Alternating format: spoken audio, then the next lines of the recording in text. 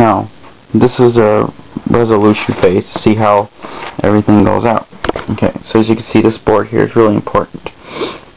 First thing that's going to happen is threat number 1 is going to come out if it's on the board. Well, threat of T+1 is this blue ball. It's called a pulse ball. So it's going to go right on that little trajectory spot. Next thing that happens is all the actions go off. So you're going to basically put it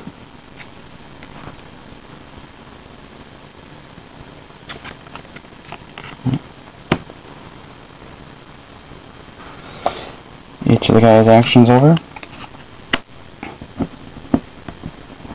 Everyone's going to reveal them. Then you can determine who goes where when. So Blue's going to say, well, I'm going to go first because I need to plan my attack. So Blue's going to go here.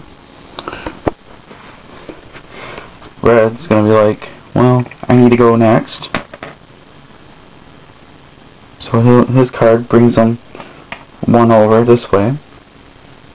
Wait, I'm sorry. Yellow's going here, I'm sorry. Yellow is going to red. Red's going to blue. And green is activating shields. So he pumped it up to 3. Shoot your damage you did to the ships and stuff like that. Well, we didn't do any damage, just turned on and fired. Then threats move. So the only one that's on the board right now is threat number 1. Threat 1 says it moves 2 spaces. 1, 2. So it's not within range yet. Okay. Now we're going to talk about damage. Now let's say that the red zone didn't have any shields here, which it doesn't, and it got a hit. So let's say it took 1 damage. You take one of these things from the red zone pile here, you flip it over, and that just did damage to your shield. So now the capacity of the shields now can only hold 1 cube. 2 hits from white. So these happen in real time. So if you get hit in phase 2, the damage is going to be taken on phase 2. So he now has the maximum capacity of 2 on that shield. Cause white, and this one reduced the lasers.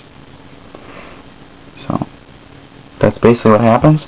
If for whatever reason you do more damage than you have things. So if you have 1, 2, 3, 4, 5, 6, you take a 7th hit to any zone. Take 7 hits to any zone, you immediately end the game. There's other ways you can lose the game, like if you lose all your crew members due to internal threats, which I'm not going to explain that. So that's a whole nother ball game.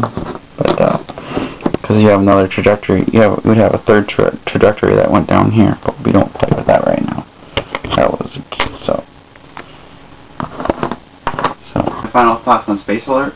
Well, I think Space Alert is a really good game, in my opinion. I think that it takes roughly half an hour to play, 10 minutes of it's real time, because the CD times you, and the other half you can go at your own pace to literally resolve the action. So you guys can get together, communicate, and say, hey, what you could have done wrong, could have done to prevent the threat from getting through. And so this game is really communication based. It's you basically will be communicating. There will be times when the CD will tell you to shut up and you can't really talk, but you can use hand gestures. So the whole point of the game is to try to communicate, work together to handle surviving the threats. But this game, now the downside of this game for some of you that may not like this game would be people that don't like chaotic. This game is totally chaotic. If you don't like communicating, you're not going to like this game. And you might not like this game if you're not into the whole sci-fi strategy type game. Because this game is pure strategy, pure chaoticness. It's really good. It's like it's basically a simulation on a spaceship. Pretty much simplified with the buttons you use, but if it wasn't simplified, there was no way you could do any of these times in that time frame. And even some of the other missions are so chaotic that you're not going to be able to. There's so much stuff going on. So this game's always keeping you on your toes. It's fast-paced. The only downtime is when you're doing resolution phase. But even then, for me, it was really exciting. So what I'm planning on doing is putting together a video with an actual group session and putting it in the parts. You know, part 1 is the action phase. Part 2 will be the resolution phase in a more deep, so you can see how it plays with a group.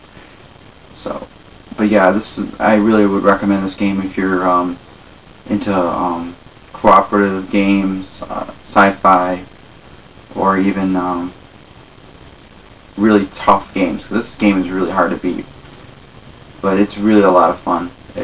I think a lot of people are gonna give it negative feedback because of the CD aspect of it, but I think the CD aspect is really cool because, yeah, they could have just done anything where you just draw from the deck and do it random, but with it actually telling you where the threats come from, telling you when you can draw cards, when you can transfer cards, and when the threats are coming in, it's really neat. And the fact, even with the CD, it's got almost unlimited possibilities for replay because you're not so much using the CD as which threats you're getting, but you're using them to tell you when you're drawing the threats and putting on the board. So it's all in the cards, and there's tons of varieties. You got spaceships, you got all kinds of stuff. I don't want to spoil it, but you got tons of stuff.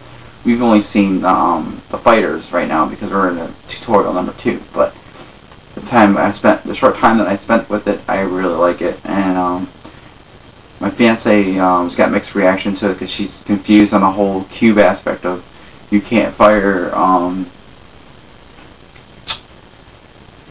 or you can't, where the cube, how you transfer the cubes, because you can't fire without the cubes.